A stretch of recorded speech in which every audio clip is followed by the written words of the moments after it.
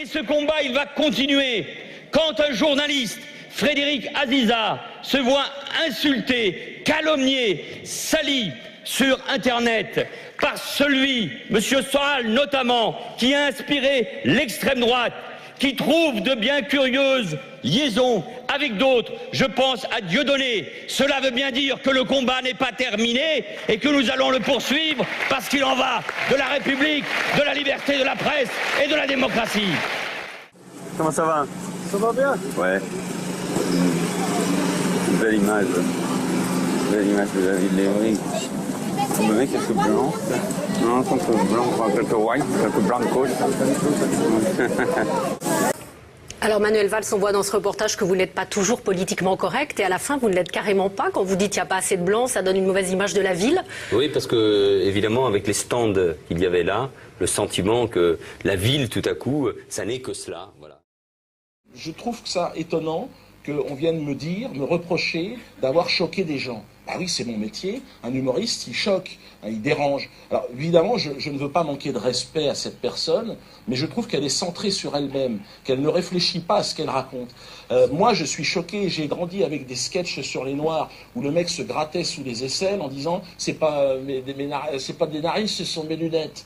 Qu'est-ce que c'est que ces histoires d'être choqué On a eu le droit à tout ce qui existe dans l'infamie. Bon, mais pourquoi pas tout cela? On a le droit de rigoler, on a le droit de rire du pape, on a le droit de faire des caricatures sur le prophète. Est-ce que cette personne, elle est gênée des caricatures sur le prophète? Non, ça ne la dérange pas. Et c'est bizarre qu'il s'agit toujours de cette sainte Shoah qui serait devenue une nouvelle religion où chacun devrait se soumettre.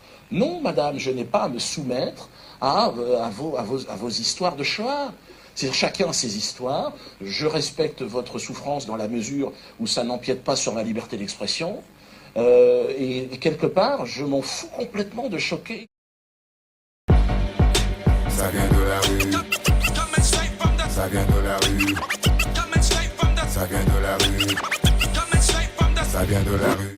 C'est pas forcément Dieudonné qui dérange chez Manuel Valls, à titre personnel. Moi ce que je pense, c'est que c'est plutôt les idées et surtout le message qu'il essaie de passer derrière tout ça en fait. C'est ce qui dérange réellement Manuel Valls, parce que du coup ça pousse les gens à réfléchir, ça pousse les gens à devenir moins naïfs et du coup à s'intéresser sur le sujet. Et c'est ce qui dérange, je pense, Manuel Valls et les autres hommes politiques qui sont dans le même camp que lui, parce qu'on parle de lui, mais il n'y a pas que lui, hein. Il y a d'autres gens parce que Manuel Valls est dirigé par d'autres personnes déjà hiérarchiquement beaucoup plus élevées, mais des gens aussi qui pensent comme lui. Et lui, il a été bien forcément mis dans les gros titres parce que c'est lui qui a osé prendre la parole et dire ce qu'il pensait, qu'on soit d'accord ou pas. Étant donné qu'on est dans un pays où on a une certaine liberté d'expression, je pense qu'on ne devrait pas interdire à quel que soit l'humoriste de faire ce qu'il a à faire, à part bien sûr s'il tient des propos qui sont reconnus néfastes à la population. Mais quand ça reste dans le cadre de l'humour, je ne trouve pas qu'on peut interdire à un humoriste de monter sur scène.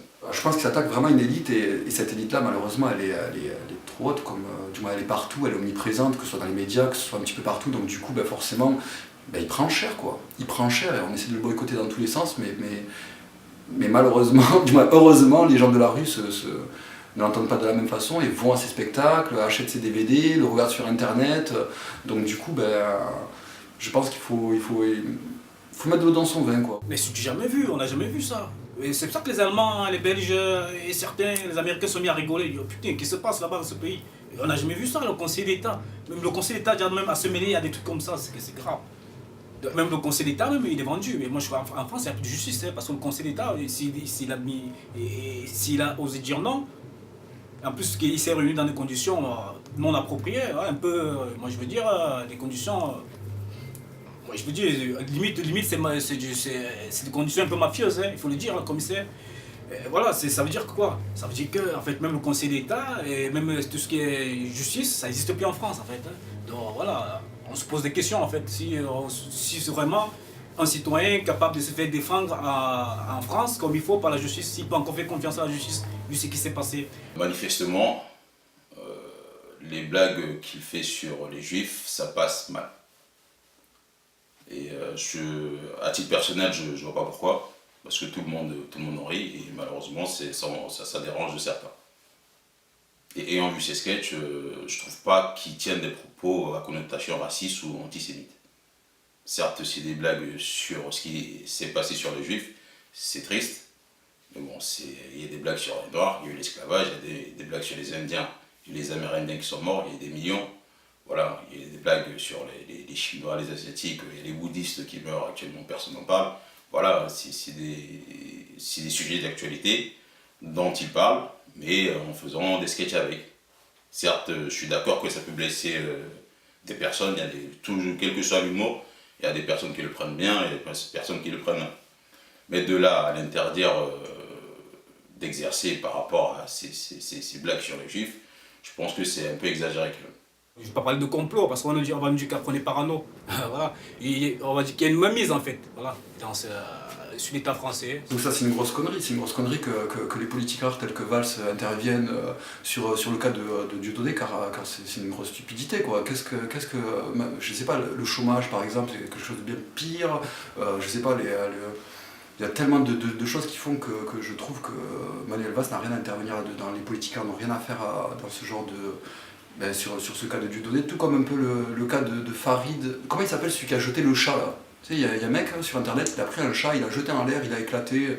Bref, ça fait polémique et Manuel Valls a également intervenu dessus, comme quoi que c'était un petit peu honteux, etc. Mais qu'est-ce que les politiciens viennent foutre dans des choses comme ça quoi? Je trouve que c'est un peu déplacé, je trouve qu'ils n'ont pas trop leur place dans ce genre de... qui s'occupent du chômage, qui s'occupent il y a tellement de choses vraiment qui sont beaucoup plus pertinentes que de boycotter des humoristes ou je sais pas, je trouve qu'il y a pire dans le monde quoi. Oui, moi je pense que en fait, c'est les hommes politiques qui alimentent la polémique. Hein. On a pu le constater. Ça fait 10 ans que Dieudonné joue son spectacle. Il n'y a jamais eu de polémique ou de trouble à l'ordre public. Ça fait 10 ans qu'il joue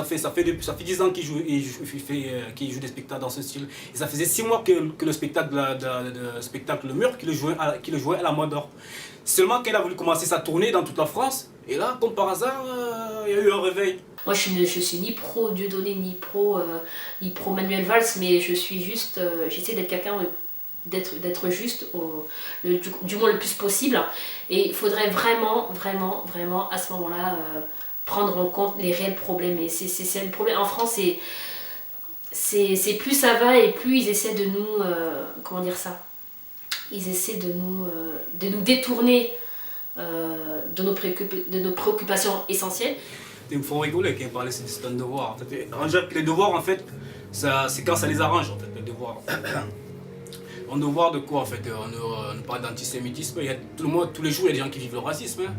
Et pourquoi on ne fait pas toute cette polémique là? C'est pas un devoir. Déjà, interdiction, moi je trouve que c'est eux qui ont bafoué déjà la démocratie en interdisant de donner des spectacles déjà. Hein, la liberté d'expression, je crois que voilà. Je crois que c'est eux qui sont en porte-à-faux. C'est simple, hein. Comment on appelle ça en français? C'est du syllogisme, tout simplement. Ce Dieudonné, il parle des Juifs, on dit qu'il est antisémite, il fait un geste, alors le geste c'est pour contre les Juifs. Malheureusement, le syllogisme c'est pas une réalité, c'est pas la vérité absolue. Et à mon avis, il aurait fait la danse des canards, on aurait dit que voilà, je sais pas, il s'asseyait sur les Juifs morts, on aurait trouvé une connerie à lui attribuer alors que voilà, c'est pas le cas. Il y a eu le prophète Mahomet qui a été caricaturé par Charlie Hebdo, on le connaît tous là, dans l'État, le gouvernement français. Il y a